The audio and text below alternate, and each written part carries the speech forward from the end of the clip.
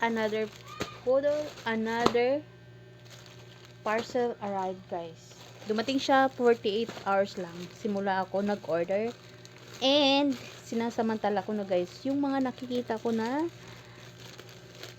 sales sa TikTok shop. Kasi ang original price nitong na sandal is 108 at nakuha ko lang siya ng 249. Kaya, guys, ano pang hinihintay nyo? Check it!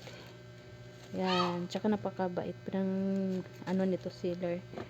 Ito yung kulay. Ito yung laman niya. Oh, feeling well. Tapos, pussy. Yan, nakalagay dito. Chillax, relax, and comfy. Yan guys. Ang ganda. May pa-pouch pa siya. And this is it. Ang size na kinuha ko ay 35 to 36. So, tingnan nyo naman. Diba? Ang ganda. Ayan. Ang ganda-ganda niya. Sa halagang 1.8 kasi. Then, nung na-purchase ako nung weekend yun, kuha ko lang siya ng 249. Bagay sa paa ko kasi may plantar fasciitis ako. Kaya, yan.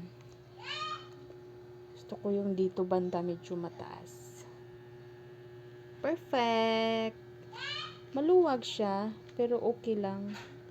Kasi, ang size naman niya ay medyo ano. Kasi ito yung pinakamaliit guys, 35 to 36. Pero maganda siya.